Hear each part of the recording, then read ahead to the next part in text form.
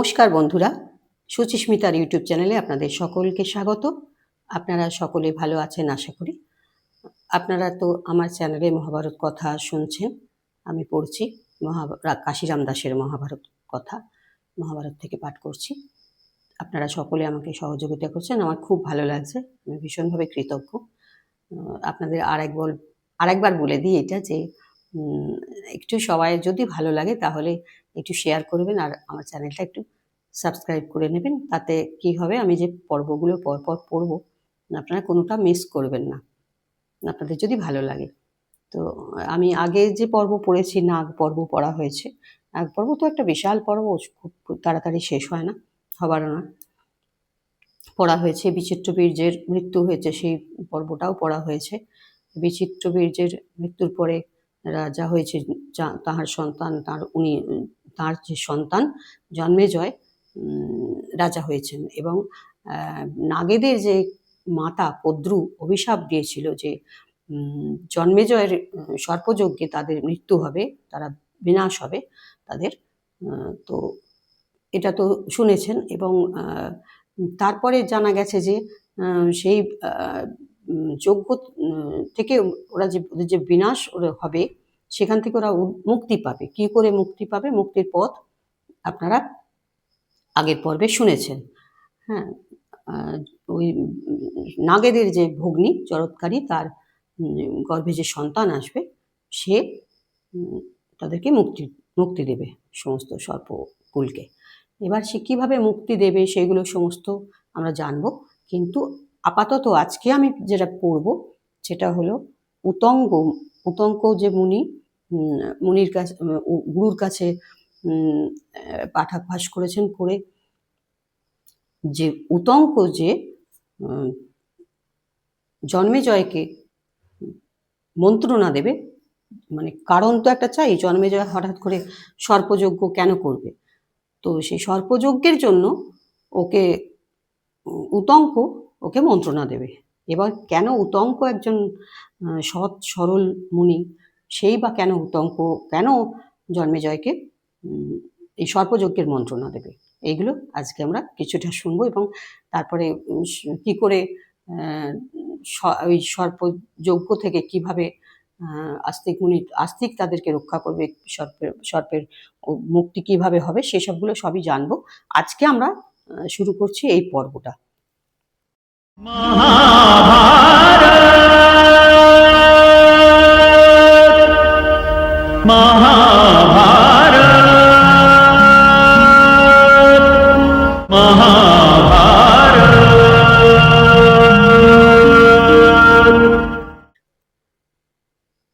উতঙ্ক তৃতীয় শিষ্য, পরে গুরুস্থানে, মেলানি মাগিলা শিষ্য পাঠ সমাধানে।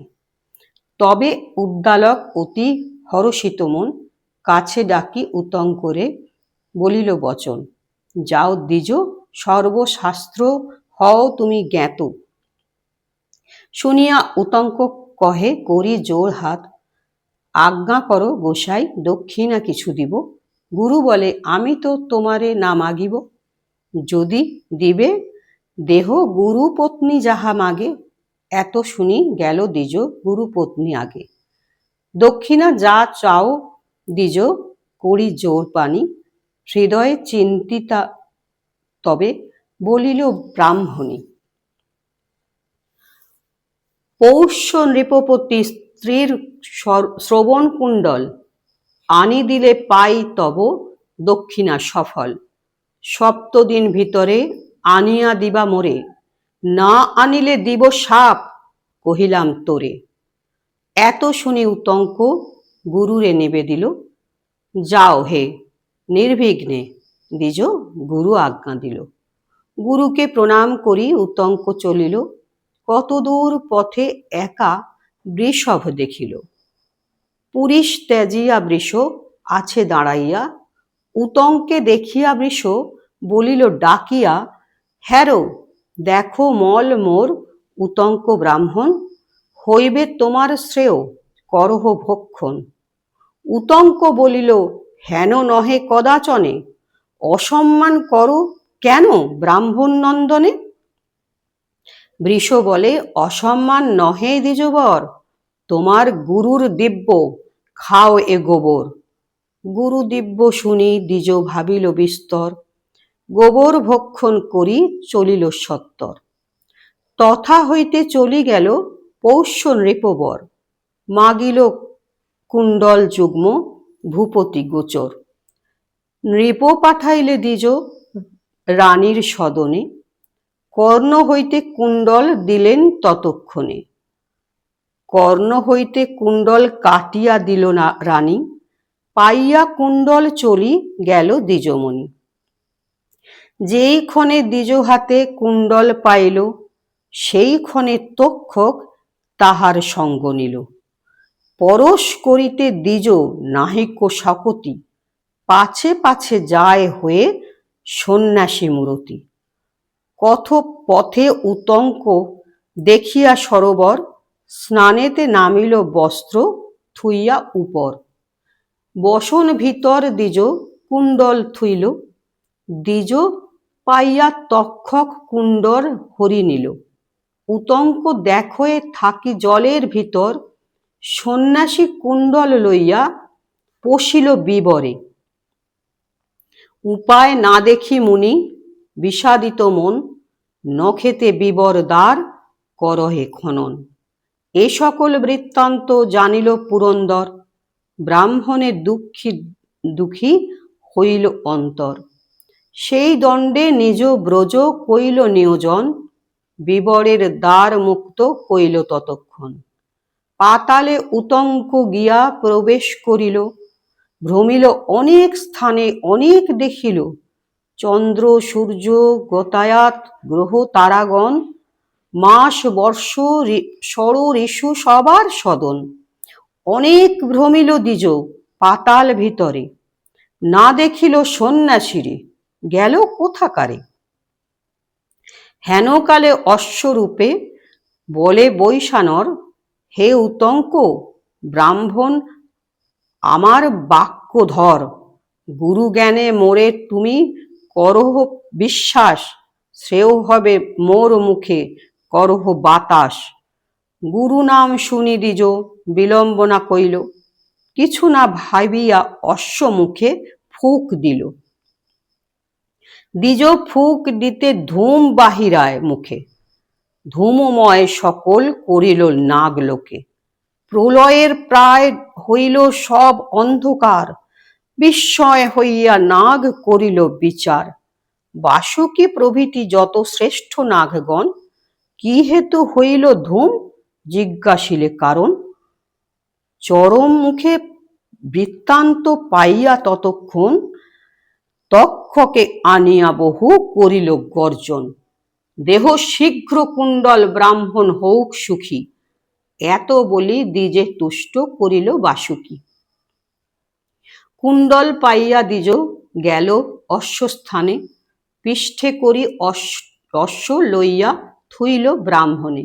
সপ্তদিনে পূর্ণ আইল গুরুর গৃহেতে, দেখে গুরু পত্নী ক্রোধে আছে জল হাতে।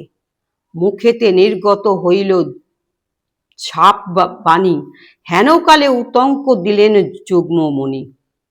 কুণ্ডল পাইয়া হৃষ্ট ব্রাহ্মণী হইল, উতঙ্ক সকল কথা গুরুকে কহিল। গুরু বলে, যেই বৃষ দিলেন গোবর, বৃষ নহে অমৃত দিলেন পুরন্দর। সন্ন্যাসীর বেশে যেই লইল কুণ্ডল, তক্ষক বিবর তারে গেল রসাতল। অশ্বরূপী যে তোমারে কইল উপকার, অশ্ব নহে অগ্নি ইষ্ট সহজে আমার। এত শুনি উতঙ্ক হৃদয়ে হইল তাপ, বিনা দোষে দুঃখ মোরে দিল দুষ্ট সাপ। তার সমুচিত ফল দেব আমি তারে, এত বলি বিদায় মাগিল দ্বিজবরে। গুরু প্রদক্ষিণ করিল গমন, যথা রাজা জন্মে জয় চলিল ব্রাহ্মণ। ব্রাহ্মণ দেখিয়া রাজা করিল বন্দন, জিজ্ঞাসিল মুনিবরে কেন আগমন। দ্বিজ বলেন, নৃপতি করহ কোন কর্ম, পিতৃবৈরী না নাসিলে নহে পিতৃধর্ম। চণ্ডাল তক্ষক নাগ বড় দুরাচার, দংশিল তোমার বাপে বিখ্যাত সংসার। তাহার উচিত রাজা করিতে যুজায়, সর্পকুল বিনাশিতে করহ উপায়। উতঙ্ক বচন শুনি রাজা জন্মে জয়, মন্ত্রীগণে জিজ্ঞাসিল মানিয়া বিস্ময়। কহ সত্য মন্ত্রীগণ ইহার কারণ, তক্ষক দংশনে হইল পিতার মরণ। ব্রহ্মশাপে মরিলেন পিতা হেন জানি, তক্ষক এমত কইল কভু নাহি শুনি। রাজার এমত বাক্য শুনি মন্ত্রীগণ, কহিতে লাগিল তবে কথা পুরাতন। মন্ত্রীগণ বলে রাজা করো অবধান, প্রতাপে তোমার বাপ পাণ্ডব প্রধান। মৃগয়া করিতে রাজা ভ্রমে বনে বন, একদিন হইল তথা দৈব নিবন্ধন। বিন্ধিয়া হরিণ রাজা পিছে পিছে ধায়, আচম্বিতে দ্বিজ এক দেখিল তথায়।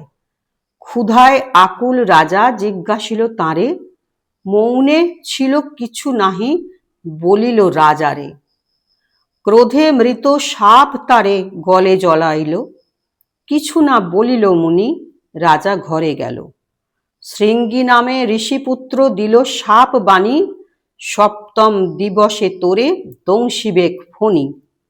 পুত্র সাপ দিল পিতা দুঃখিত হইয়া, রাজারে জানানো মুনি দূত পাঠাইয়া। বার্তা পাঠাইয়া করিলেন তাহার উপায়, সপ্তম দিবস কথা কহি শুনো রায়। কাশ্যপ নামেতে মুনি সর্প মন্ত্রে গুণী, রাজারে দংশিপে সর্প লোকমুখে শুনি। রাখিতে আসিতেছিল হস্তিনা নগরে, পথে দেখা হইল তক্ষক বিষধরে। নিজ নিজ গুণ পরীক্ষিতে দুই জনে, ভস্য হয়ে গেল বৃক্ষ তক্ষক দংশনে। পুনরপি কাশ্যপ রাখিল মন্ত্রী বলে, সেই কারণে ধন তারে মণিরাজ দিলে। ধন পাইয়া দরিদ্র ব্রাহ্মণ বাহুরিল, কপটে তক্ষক আসি দংশন করিল। এত শুনি নৃপ জিজ্ঞাসিল আরবার, সত্য কহ শুনিয়া করিব প্রতিকার। কাশ্যপে তক্ষকে কথা হইল যখন, এ সকল বার্তা কহিলেক কোনজন। মন্ত্রীগণ বলে সর্প বৃক্ষে দংশিল, কাষ্ঠ হেতু সেই বৃক্ষে একজন ছিল। দারুণ তক্ষক সর্প তারে ফিরাইল, তক্ষক আমার বৈরী এবে জানা গেল। বিপ্রের বচনে আসি করিল দংশন, কাশ্যপেরে ফিরাইল কিসের কারণ। ধন দিয়া করে লোক পর উপকার, ধন দিয়া মোর বাপে করিল সংহার। পুনরূপী রাজা কহে শুনো মন্ত্রীগণ, সত্য কহিলেন যত উতঙ্ক ব্রাহ্মণ। উতঙ্কের প্রিয় আর মম পিতৃকর্ম, ধ্বংসিব নাগের কুল মোর এই ধর্ম। এতেক বলিয়া রাজা আনি পুরোহিতে, আর যত দ্বিজগণ আনিল তরিতে। সবারে কহিল রাজা নিজ প্রয়োজন, মোর পিতৃবৈরী আছে যত সর্পগণ।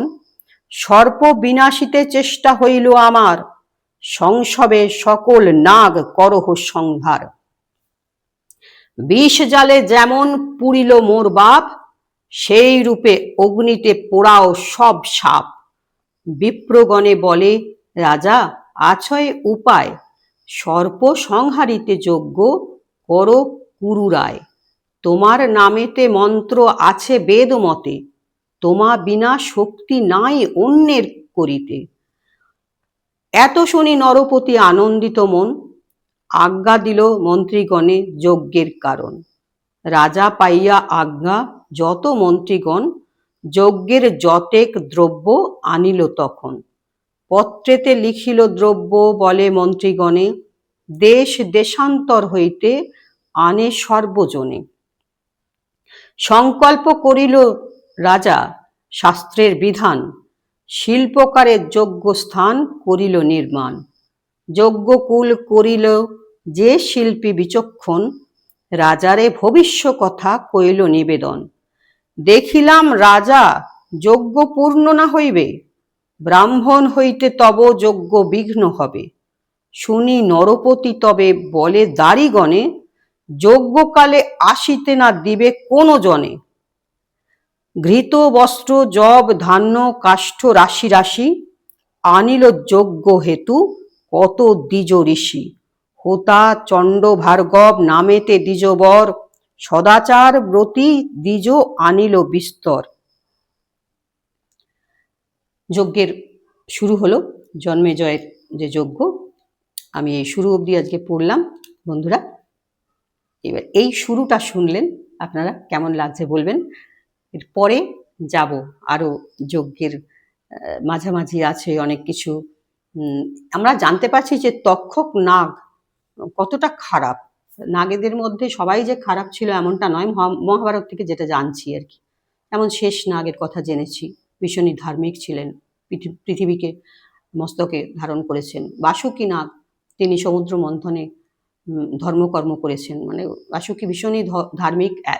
এই পর্বেও আমরা দেখলাম বাসুকী তক্ষককে ডেকে এই সমস্ত কুকর্মের জন্য ওর থেকে শ্রবণ কুণ্ডল কেড়ে নিল, এইসব জানতে পারলাম। কিন্তু তক্ষকের মানে ভীষণভাবে খারাপ যে কুকর্মগুলি, সেগুলো আমরা জানতে পারছি। আমরা যজ্ঞ শুরুতে ঢুকলাম, প্রবেশ করলাম, এরপরে যজ্ঞ হবে এবং যজ্ঞের পরে কি কি হবে, কিভাবে সর্পেরা মুক্তি পাবে, সেগুলো আমরা সব জানবো।